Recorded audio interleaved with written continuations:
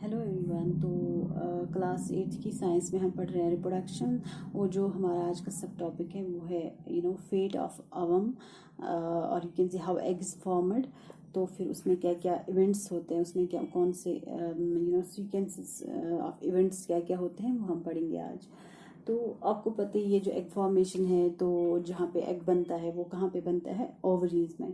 तो आपको पता ही है कि फीमेल बॉडी के पास कितनी ओवरीज होती है, 2। तो हर एक महीने में एक दोनों में से एक ओवरी क्या करती है काम, वो एग एक रिलीज करती है, एग बनाती है, मैच्योर एग। ठीक है, दोनों में से एक महीने एक वाली, दूसरे महीने दूसरी वाली, कभी 2 एग वो रिलीज करते हैं। तो ये मैच्योर एग जब रिलीज करते हैं हर महीने में, तो इस एग मैच्योरेशन के लिए कुछ दिन लगते हैं। जब एग बनता है तो वो रिलीज होता है फेलोपियन ट्यूब्स में। ठीक है, तो उसको हम बोलते हैं, जब एग रिलीज होता है, मैच्योर एग रिलीज होता है, उसको हम बोलते हैं ओवुलेशन। ठीक है, दैट मीन्स कि ovulation takes place when egg is released in fallopian tube. तो ओवुलेशन क्या होता है, basically it is a release of mature egg from ovary into fallopian tube. तो उसके बाद क्या होता है, अगर उसके बाद फेट ऑफ अवम डिसाइड करता है कि ये मतलब डिजेनरेट होगा कि ये फर्टिलाइजेशन होगी इसकी। ठीक है, तो अगर ये जब ओवरी रिलीज करती है, कोई भी ओवरी राइट और लेफ्ट ये रिलीज करती है एग इसमें फेलोपियन ट्यूब में, तो अगर इसको फर्टिलाइज होना है, टू गेट फर्टिलाइज्ड, तो अगर इसको फर्टिलाइज होना है तो इसके क्या क्या सीक्वेंसेस होते हैं। ठीक है, इसमें क्या क्या सीक्वेंसेस होते हैं अगर ये फर्टिलाइज्ड एग होता है। आपको पता है ये पहले गैमीट फॉर्मेशन होती है, जहाँ फॉर्मेशन ऑफ एग बनना चाहिए ज़रूरी, तभी जाके फर्टिलाइजेशन हो सकती है, और स्पर्म भी बनना चाहिए। मेल गैमीट है स्पर्म, और फीमेल गैमीट है एग। जब ये दो आपस में फिर फ्यूज हो जाते हैं, जब ओवुलेशन के दौरान, जब एग रिलीज होता है किससे, ओवरी से इनटू फेलोपियन ट्यूब, तो उसके बाद क्या होता है कि कॉपुलेशन होती है मेल और फीमेल में। जब कॉपुलेशन होती है, mating of male and female जब प्रोसेस होती है, तो उसमें क्या होता है कि जो एग होता है फीमेल बॉडी में, और स्पर्म जो होते हैं मेल बॉडी में, ये फिर स्पर्म जो मेल बॉडी होती है वो कहाँ पे रिलीज करता है, वेजिनल ट्रैक्ट में। तो फिर वो फीमेल बॉडी में आ जाती है, male release sperms into fallopian tube.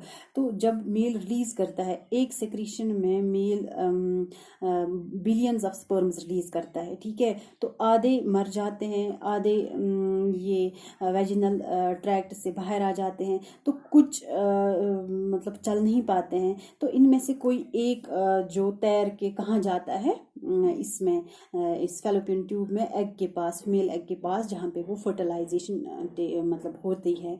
तो ये जो एक स्पर्म इनमें से वो होता है लकी वन, जो इनमें से मूव कर पाता है किसमें, फीमेल रिप्रोडक्टिव ट्रैक्ट में, तो कहाँ पहुँचता है, एग के पास। ठीक है, तो एग के पास मैंने आपको बोला वो जेली कोट होती है, वो उसको पेंट्रेट कराती है एग में। तो वो फिर दोनों न्यूक्लिय उनके जो होते हैं वो रिलीज करते हैं, तब जाके उनका फ्यूजन होता है, तब जाके बनता है जाइगोट। ठीक है, दैट मीन्स कि फर्टिलाइजेशन कहाँ पे होती है, इट्स इंपॉर्टेंट पॉइंट, फर्टिलाइजेशन कहाँ पे होती है, ये होती है फेलोपियन ट्यूब में।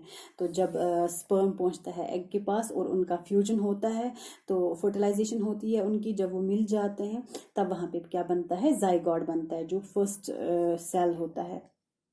तो आफ्टर फर्टिलाइजेशन, तो इसके बाद क्या होता है, जब फेलोपियन ट्यूब में ये जाइगोट बन जाता है, इसके बाद दूसरा जो इसका इवेंट है वो होता है इम्प्लांटेशन। तो जब जाइगोट बन जाता है फेलोपियन ट्यूब में, तो जाइगोट को यूट्रीन वॉल में, मतलब जब जाइगोट थोड़ा सा बड़ा होता है तो ये मूव करता है किस में, यूट्रस में।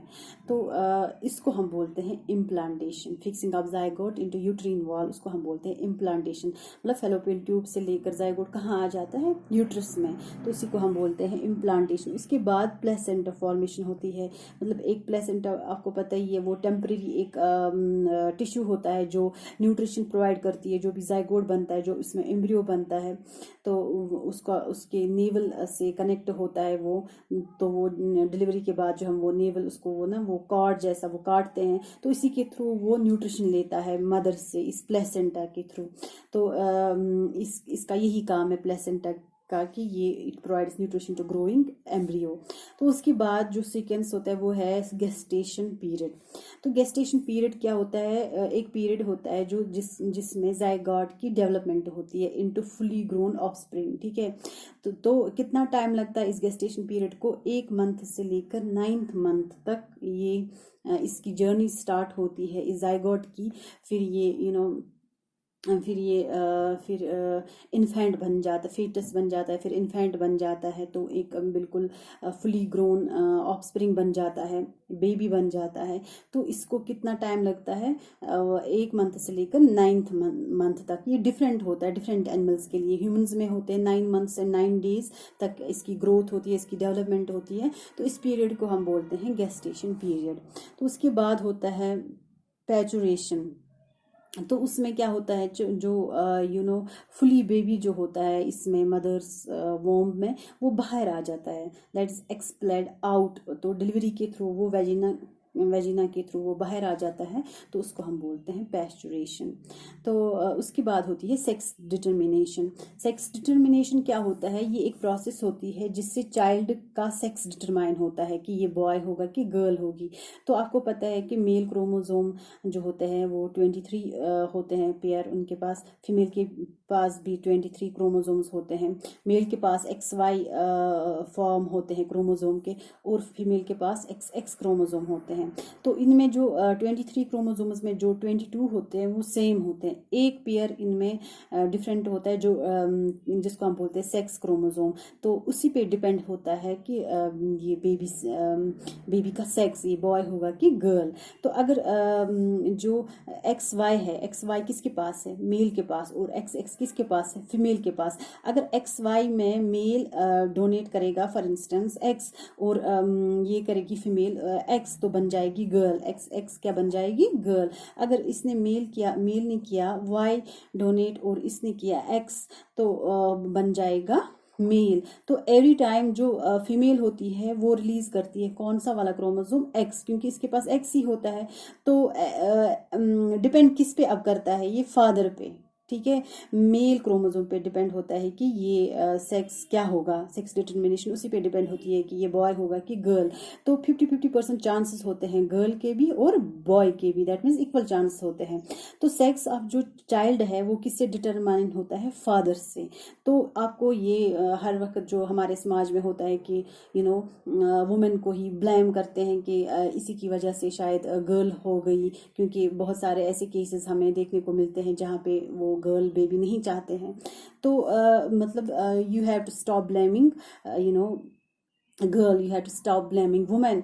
तो क्योंकि इसका जिम्मेदार फादर ही होता है कि वो कौन सा क्रोमोसोम प्रोड्यूस करेगा, वही डिसाइड करता है sex of child, not mother. क्योंकि अगर मतलब गर्ल बेबी होगी तो मदर उस टाइम भी X क्रोमोसोम डोनेट करती है, अगर बॉय होगा तो उस टाइम भी मदर X क्रोमोसोम डोनेट करती है। तो it depends on father, sex of the child. तो हो गई ये फेट ऑफ ओवम। अगर इसका जो ये सारे इवेंट्स थे, अगर ये जो रिलीज हो गया egg from ovaries to fallopian tube, अगर वो फर्टिलाइज होगा तो इसके साथ ये सारे इवेंट्स होते हैं टिल जब तक वो बाहर आता है बेबी, ठीक है। तो अगर दूसरा फेट इसका है, ये डिजेनरेट होता है। डिजेनरेट मीन्स कि ये जो एग होता है ये बह जाता है खून में, ठीक है, ब्लीडिंग जिससे होती है, जिसको हम बोलते हैं मेंस्ट्रुएशन।